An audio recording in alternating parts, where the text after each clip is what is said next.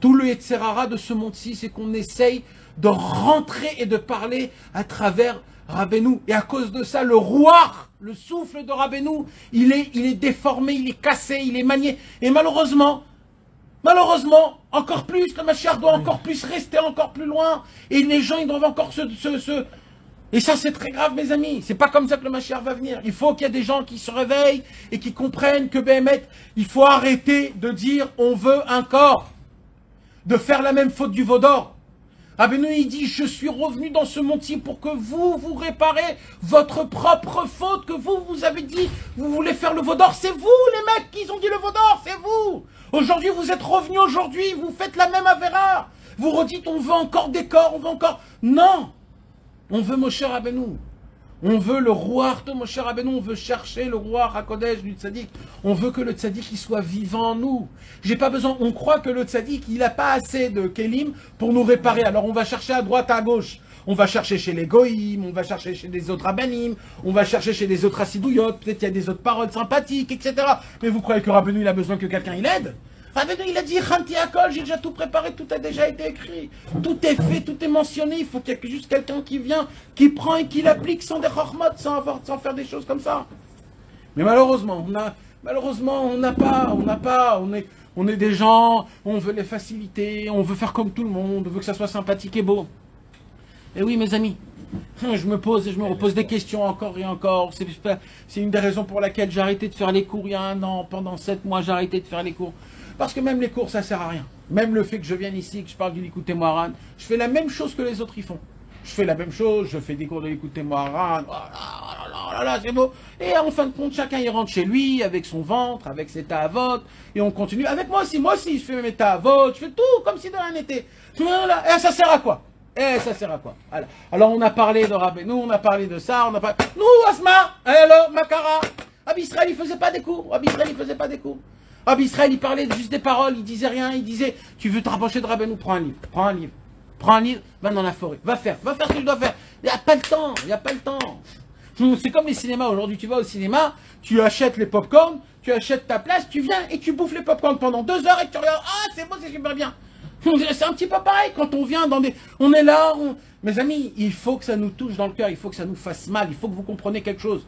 Que des paroles de vérité, il faut les chercher, il faut prier pour les écouter, et il faut que notre cœur soit ouvert pour entendre la voix de Rabbeinu et la voix du tzaddik et de Hacham Itbarach qui nous appelle Shuvu Banim Shovavim. Shuvu Elai, venez, revenez vers moi. Mais pas à travers comme ce monde-ci, à travers les ta'avot et tout ça, mes amis, c'est du tmanik, le kavod, la gava, le pirsoum, les trucs, et là-bas tu brasses les mains, et le truc, oh là, lui c'est un grand connaisseur de Rabbeinu, et lui il connaît, les gars, c'est du pipeau, tout ça, c'est de la cacabouda. Il n'y a rien de... ce qui est pur et ce qui est beau, mes amis, sachez une chose. Vous savez dans quoi on s'y connaît, nous? Moi, je vais vous dire dans quoi on s'y connaît. On s'y connaît dans de la bouffe, on s'y connaît dans les femmes, on s'y connaît dans l'honneur, on s'y connaît dans l'oseille. Ce sont les points qu'on s'y connaît. Dans la Gdoucha, on s'y connaît pas. Donc, mes amis, s'il y a des fois vous entendez des paroles où vous dites « moi ça me dit pas, moi ça me dit », ça veut rien dire. Parce que les seules choses qu'on s'y connaît, c'est que dans ce monde-ci, dans les ta'avot de ce monde-ci. On s'y connaît pas, nous, dans les tzadikim, dans la Vodat Hashem, dans la spiritualité. On s'y connaît pas. On peut rien dire, on peut rien faire. Si on n'écoute pas Rabbi Israël, vous savez, mes amis, Rabbi Israël, quand il est venu, il a dévoilé le secret du nanar. Il nous a donné l'explication que, vous savez, c'est quoi le nanar? Le nanar, c'est comme un mini tikkun haklali. Comprenez ce que je suis en train de vous dire? Rabbi Israël, il nous a fait faire comprendre qu'aujourd'hui, il y aura une génération que même le tikkun haklali sera dur à le faire. Et qu'il faut encore un concentré du tikkun haklali. Le concentré du tikkun haklali, c'est le nanar.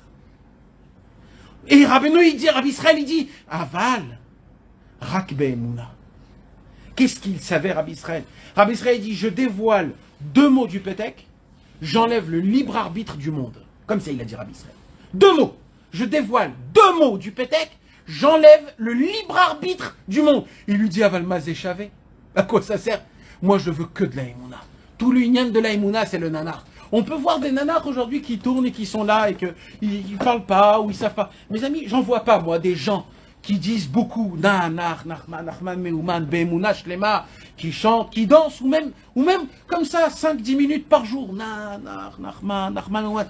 Limite, il y a des gens qui disent bitul Torah, bitul Tfila. Limite, il y a des gens qui disent, qu'est-ce qu'il est en train de faire ce monsieur? C'est des fous, les nanars, c'est des fous. Eh oui, mes amis, mais sachez, mes amis, celui qui le fait pas, lui, il n'aura pas d'émouna, il n'aura rien dans ce monde-ci, il va être à travers ce monde-ci. Parce que vous savez combien de force il faut pour s'asseoir et dire pendant 5-10 minutes, nanar, narma. Vous savez combien de force il faut? Moi, je vais vous dire qu'est-ce qu'il faut.